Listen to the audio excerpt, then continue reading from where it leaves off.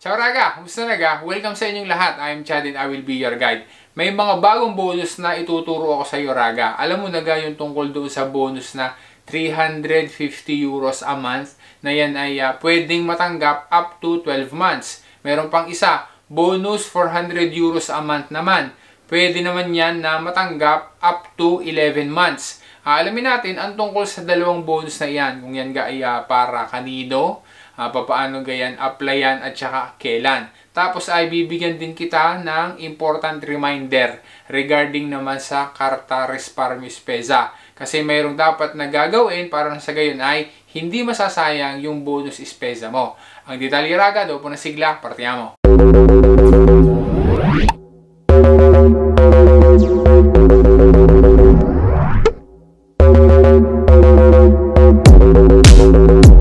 Kung first time mo na makabisita, welcome sa iyo. Salamat sa pagbisita mo. Kung ikaw naman ay dati ng Solid Raga, salamat sa patuloy mong pagsuporta. Ikaw gay mag-aayos ng dokumento, kailangan mo ga ng information o baka naman gusto mo na mag-apply ng bonus, alora, tamang-tama sa iyo ang channel na are. Para na sa gayon ay makapag-adapt ka, makapag-integrate ka na mas maayos din sa Italia. Ano lamang yung dapat na gagawin? Mag-subscribe ka sa aking channel, i-hit mo na rin yung bell, piliin mo yung all para na sa gayon ay wala kang mamimiss sa mga videos. At pini din sa aking Facebook page, Chad Will Guide, sana ay ma-follow mo ko diyan at pwede rin na i-subscribe mo ko diyan. Maraming salamat sa iyo, Raga! Diga, sabi nila, ang gamot daw sa nakakalimot ay paalala. Kaya Raga, ipinapaalala ko sa iyo na ngayong araw na ito, today, September 15, 2023, ay ang huling araw na para ma-activate mo yung niretiro mo na karta doon sa posta. Para doon sa tinatawag na Carta Resparmius Spesa o kaya naman ay Carta Dedicata a Te o kaya yung tinatawag ng iba naman na Bonus Spesa. Para ma-activate yan ay dapat mayroon kang at least isa na transaksyon. Dapat ay mayroon kang binili. Tapos ay ginamit mo na pambayad yung card na yan. Ano ang mangyayari kapag hindi mo na-activate within September 15, 2023 yung iyong karta? Ang mangyayari, mapoporfit na yung iyong bonus na 382.50 euros at babalik na yan doon sa pondo. Kaya kapag nangyari yan, magkakaroon talaga ng sunod na rika-rika para doon sa mga dati nang nakatanggap na ngayon ay nagamit na nila o kaya ay ginagamit na nila ngayon yung kanilang karta. Gaya nung na-explain ko na doon sa nakalipas na vlog. Additional info, walang limit o kaya naman ay maximum kung magkano gaan dapat na gagasusin, dapat na gagamitin doon sa karta kada buwan. Bahala ka na kung magkano gang iyong gusto na gagastusin. Para malaman mo ang balanse ng iyong karta, malaman mo yung iyong saldo, pwede na gawin mo yan, i-check mo doon sa mga ATM machines ng Poste Italiane. Sana ay malinaw yan sa iyo, Raga. Bago natin umpisahan ang tungkol doon sa mga bagong bonus, baka Raga gusto mo kong tulungan para ma-maintain ko ang aking pagba-vlog, pwede na ako ay regaluhan mo ng super thanks. Madali lang naman yan, i-click mo lang yung super thanks. O kaya naman, baka naman stars ang gusto mo na ipadala sa akin, pwede mo rin gawin yan para matulungan mo ako. Madali lang din naman yung gagawin, i-click mo lang yung give stars. Kagaya ng ginawa ni Raga Canet, ni Raga Emil Claire, at saka ni Raga Sheila. Shout out sa inyo at saka maraming salamat sa inyo, Raga.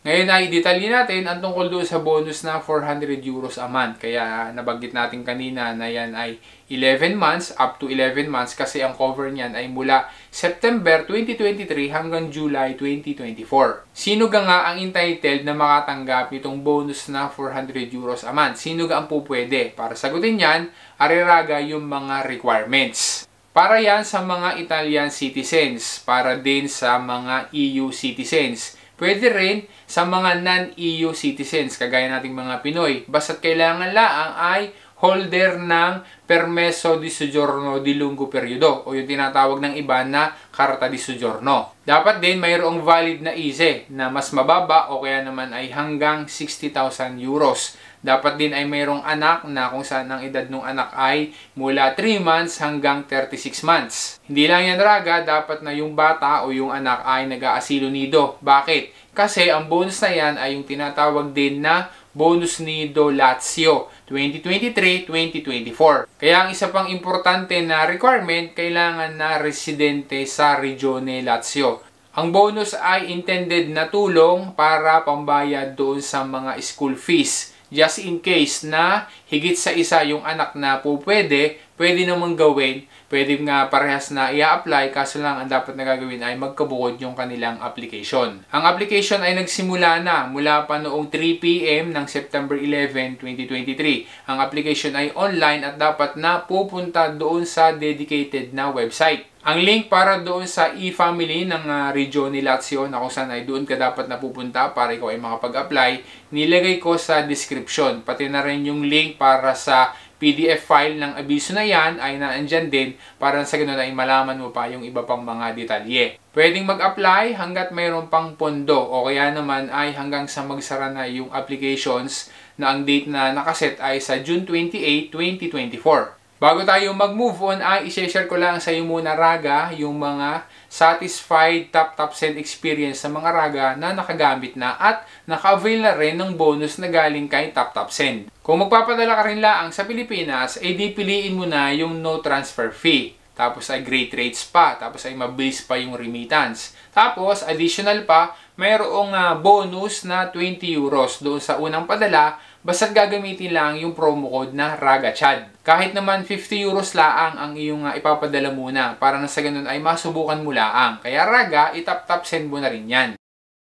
Marahil ay makakarelate ka din ni Raga. Ikaw ga ay kasama din doon sa mga nakatanggap ng aviso mula kay IMSS na yung daw RDC o yung tinatawag na Reddito di Cittadinanza ay mapuputol na daw. Marami na ang naputol ang kanilang RDC dahil sila ay nakasama doon sa tinatawag nila na occupabili or yung pwede pa naman na magtrabaho.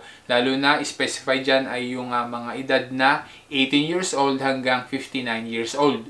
Kung kasama ka doon sa dating may RDC tapos ay nakatanggap ka ng SMS mula kay IMSS at ang sabi ay naputol na daw ang iyong RDC, alora, ang natitira mo na lang na isang option para patuloy kang makatanggap ng tulong ay yung ikaw ay mag-a-apply ng tinatawag ngayon na SFL or Supporto per la Formazione e il Lavoro. Mula noong September 1, 2023 ay pwede nang mag-apply online doon sa sito ni IMSS. Yan ay para doon sa mga dating nakakatanggap ng RDC, yung mga naputol yung RDC nila. Tapos dapat ay merong izen na mas mababa sa 6,000 euros. Dapat din ay nandoon sa range ng edad na 18 years old hanggang 59 years old na pwede pa namang magtrabaho. Itong bagong SFL na bonus ay 350 euros a month at pwedeng umabot ng hanggang 12 months. Hindi yan kagaya ng RDC na kapag meron ng nakakatanggap sa pamilya ay isa lang ang dapat na makakatanggap. Yung iba hindi na pwede. Dito sa SFL, pwede yun kasi nga pwedeng mag-apply individually. Ang mga pangunahin na requirements ay ang mga sumusunod. Kapag non-EU citizen, kailangan ay holder ng permeso di soggiorno UE di lungo periodo. Tapos din ay dapat na mayroong residensya sa Italia na at least 5 years. Tapos, yung 2 years doon ay dapat na tuloy-tuloy. Pagdating naman doon sa mga requirements regarding doon sa income, regarding doon sa assets, pati na rin para doon sa iba pang mga requirements, yan ay halos kagaya rin ng requirements para doon sa Reddito di Cittadinanza. Hindi lang yan Raga ha, dahil kung ating i-evaluate ay mas mahirap na maaprubahan dito sa bonus na ito.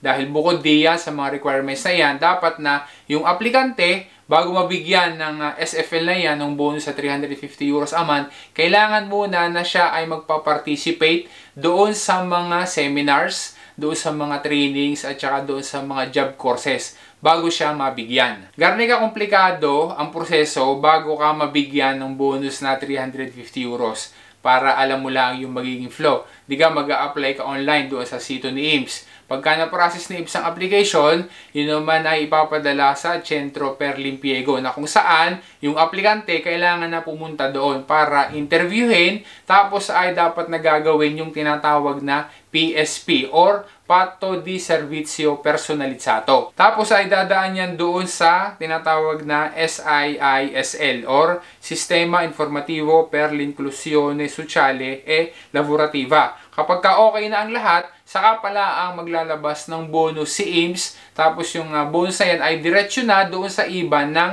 benepisyaryo. Ang isa sa mga information na dapat malaman kapag halimbawa na ikaw ay nabigyan ng bonus sa ito, tapos ay mayroong suitable na trabaho na para sa iyo na inio-offer nila sa iyo, kapag yan ay tinanggihan mo, subito ay mapuputol na agad yung bonus na natatanggap mo. Kaya Raga, ngayon ay tatanungin kita, sa palagay mo, mainam ga na ikaw ay magtrabaho na laang o kaya ay mag-a-apply ka pa rin ng bonus na iyan kahit na mahirap maaprubahan? Additional info, simula sa January 1, 2024 ay tuluyan nang mawawala ang RDC or Reddito di Cittadinanza at papalitan na yan ng tinatawag naman na ADE or Assegno di Inclusione. Abangan mo Raga yung upcoming vlogs tungkol dito sa Assegno di Inclusione para malaman mo yung mga detalye tungkol sa bagong bonus na yan. For the meantime, para malaman mo at magkaroon ka ng idea, panoorin mo din ang vlog na are tungkol dito sa Assegno di Inclusione. O Raga, umaasa ako na naging malinaw sa iyo at nakatulong sa iyo ang content ng vlog na are. Salamat sa panonood mo, salamat sa patuloy na pagsuporta mo. Kung sakali na hindi ka pa nakakapag-subscribe sa aking channel, sana ay mag-subscribe ka na, i-hit mo na rin yung bell, piliin mo yung all para na sa gayon ay wala kang mamimiss sa mga videos. Dini din sa aking Facebook page, Chad Will Guide, sana ay ma-follow mo ko diyan at pwede rin na i-subscribe mo ko diyan. Huwag mong kalimutan din na mag-thumbs up at saka importante, malaking tulong sa akin kapag na-share mo rin sa iba ang aking mga vlogs. Once again, this is Chad and always remember, Chad Will Guide. Grazie raga, alla prossima!